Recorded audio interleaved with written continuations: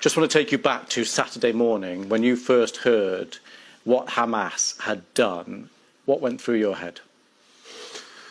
Regret that the international community has not heeded our warnings for all these years. Regret that this was allowed to fester for decades. Regret that there is attention now in the BBC and all over the world only because blood has been spilled. I only hope that, or I wish, we did not get to this moment. So you listed a number of things you regret there. Do you regret the loss of innocent life in Israel? Every loss of life is regrettable, of course, and tragic. Absolutely. The question is, how do we stop this? How do we provide an alternative path? How do we learn the lessons and the mistakes of the past? How do we treat the Palestinian people after 100 years of suffering equally to all other nations? How do we stop this demise into the mayhem that you have described? Do not underestimate people's will and desire for freedom, to end occupation and captivity. This isn't about Hamas only. This isn't about the last 48 hours. This has been ongoing for more than 100 years. It started here, by the way, Louise, in this very city. It was Britain that gave our rights away without even consulting us. And then this whole international Western approach to us has been failure, dismal failure. This is about time that we really give a different path because there is no other alternative. As our ambassador to the UN just said, justice, not vengeance, and peace, not war. And we, the Palestine National Movement, we, the PLO, have given that alternative avenue 30 years ago. We have recognized Israel. We have committed to negotiations and nonviolence. We have committed to international law and resolutions. Israel was supposed to do one thing, end its occupation and stop its colonial settlement expansion. It did not do this for once. All the successive governments and the international community was supposed to provide accountability and guarantees. The US-led international community did not do so. So we are here today, Louise, and the question is, the most important question, how do we stop Israeli massacres that are about to happen against Palestinian civilians? Well, and how do we... I want to jump in on, and I appreciate the historical context, and we will come back to that. Just on the last 48 hours, though, do you support what Hamas launched on Saturday morning? Well, this is not the right question, Louis. Really, the right question. It's an important question. No, it is not an important question because whether you support their action or not is an important question. No. It is not an important question. Hamas is a group, is a militant group. You're talking with the Palestinian representative. Our position is very well known and clear. And what is that? Do you support Hamas's actions? And then you cannot equate. This is not about support or not support. I am here to represent my people, the Palestinian people, what they are going through. I'm not here to condemn anybody. And if anybody that needs to be condemned, it's what you call the only democracy in the Middle East, that is Israel, between parentheses, that is doing what you have just reported, targeting civilians. And this has not just happened the last 48 hours. Hamas was just targeting Palestinians, but you won't condemn that. I'll tell you one thing. Hamas is not the Palestinian government, okay?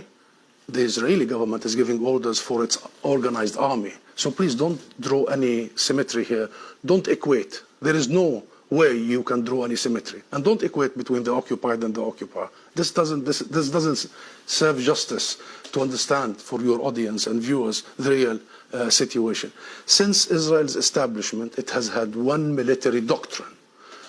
When it fights, it goes and fights civilians, kill civilians, so they pressure the fighters.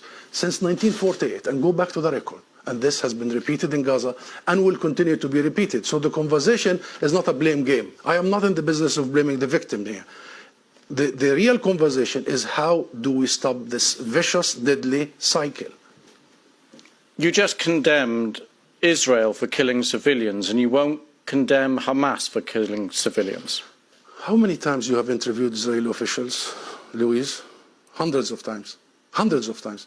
How many times Israel have committed war crimes right live on your own cameras? Do you start by asking them to condemn themselves? Have you? You don't. You don't. No, I'll answer that question. You don't. You know why I refuse to answer this question? Because I refuse the premise of it. Because at the very heart of it is misrepresentation of the whole thing. Because it's the Palestinians that are always expected to condemn themselves. I mean, come on, this is a political conflict. We have been denied our rights for a long time. So this is the wrong starting point. The right starting point is to focus on the root causes, is to try and get out of this extreme dark tunnel, as opposed to this business by BBC and the mainstream media for 75 years. You bring us here whenever there are Israelis who are killed. Did you bring me here when many Palestinians in the West Bank, more than 200 over the last few months? Do you invite me when there is such Israeli provocations in Jerusalem and elsewhere? Because what Israelis have seen, which we started by saying tragic, the last 48 hours, the Palestinians see every day for the last 50 years. You know the situation in Gaza, you've just described it. This is the biggest open-air prison. Those people, 2 million, have been taken hostage by Israel for the last 16 years. So I'm saying this just to say, Louise, perhaps this is about time we abandon this rhetoric, very dangerous, this framework, and we start giving people the real ugly truth sometimes. What is the solution in your eyes? International law. That's it. What does that mean? The equal application of international resolutions and law and legitimacy, as you did in Ukraine. Would you bring the Ukrainian ambassador here and start asking him to condemn some of his fighters? We need to fully and equally apply the rules that were created by the League of Nations after the horrors of the Second World War. We need to make sure that Israel is not the exception. It has been for the last 75 years. We need to make sure that nobody is above the law. Britain is renowned, Louise, for the rule of law. I think that's the solution. Israel is an occupying force. It is responsible to provide protection for the people under its occupation. And should they commit crimes and crimes against humanity in the coming hours and weeks, it must be held accountable by the international community and the international judicial system. Hussam Zomlot, thank you very much for coming on the programme. Thank you.